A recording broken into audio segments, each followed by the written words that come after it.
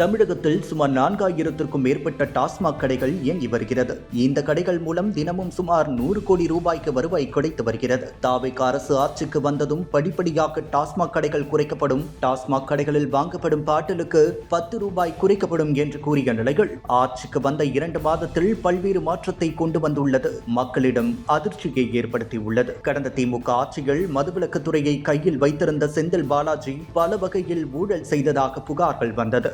பாட்டிலுக்கு கூடுதல் கட்டணம் வசூலிக்கப்படுவதாக தகவல் வெளியான நிலையில் ஆட்சி மாற்றத்திற்கு இதுவும் முக்கிய காரணமாக பார்க்கப்படுகிறது. ஆனால் புதியதாக வந்த தாவேகா அரசு எந்த ஒரு மாற்றத்தையும் டாஸ்மாக் கடையில் கொண்டு வராமல் பெயரளவுக்கு மட்டுமே கடையை மூடியதாக பேசப்பட்ட நிலையில் டாஸ்மாக் கடையில் புதிய மாற்றத்தை கொண்டு வந்திருப்பது பெண்களை முகம் சுளிக்க வைத்துள்ளதாக கூறப்படுகிறது. மதுபானங்களை ஆன்லைன் மூலமாக முன்பதிவு செய்து பெறும் வசதி இன்று முதல் அறிமுகம் செய்யப்பட்டுள்ளது. தமிழகம் முழுவதும் டாஸ்மாக் கடைகளில் மது பிரியர்கள் தங்களுக்கு தேவையான மதுபானங்களை ஆன்லைனில் புக்கிங் செய்து நேரில் சென்று வாங்கிக் கொள்ளும் நடைமுறையை டாஸ்மாக் நிர்வாகம் இன்று முதல் அறிமுகப்படுத்தியுள்ளது.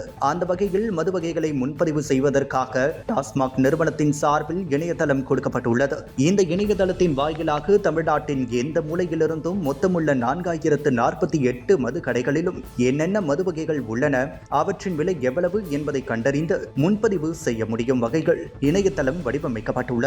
அவ்வாறு முன்பதிவு செய்து பணம் செலுத்தியவர்களுக்கு QR கோடுடன் கூடிய ரசீது வழங்கப்படும். எனவே எந்த கடையில் மது வாங்க முன்பதிவு செய்தார்களோ அந்த கடைக்கு செல்வதற்கான வழிகாட்டும் மேப்பும் வழங்கப்படும். இதையடுத்து அந்த கடைக்கு சென்று QR கோடுடன் கூடிய ரசீதை காட்டி மது பாட்டிலை பெற்றுக் கொள்ளும் வகையில் புதிய திட்டம் துவங்கப்பட்டுள்ளது. இந்த புதிய திட்டமானது மது பிரியர்கள் நீண்ட நேர மது கடைகளில் வரிசையில் நிற்பதை தவிர்க்கும் வகையிலும், சில்லறை விற்பனை கடைகளில் அதிகபட்ச விற்பனை விலைக்கும் கூடுதலாக மது விற்கப்படுவதை தடுக்கும் வகையிலும் இந்த புதிய முறை அறிமுகம் செய்யப்படுவதாக டாஸ்மாக் தரப்பில் விளக்கம் அளிக்கப்பட்டுள்ளது. ஆனால் மக்களிடம் இது கோபத்தை தான் ஏற்படுத்தியுள்ளது. மாற்றத்தை தருவதாக கூறிய விஜய் அவர்கள் இப்போது ஒருபடி மேலே சென்று சிறப்பு வசதி எல்லாம் ஏற்படுத்தி தருவதுதான் மக்களிடம் அதிர்ச்சியை ஏற்படுத்தியுள்ளதா. டாஸ்மாக் குறைப்பேன் என்று சொன்னவர்கள் இன்று மது பழக்கத்திற்கு அதிகமாக ஊக்கப்படுத்துவதே முக்கிய காரணமாக பார்க்கப்படுகிறது. இந்த சிறப்பு அம்சம் பற்றி உங்கள் கருத்தை கமெண்டில் பகிரவும்.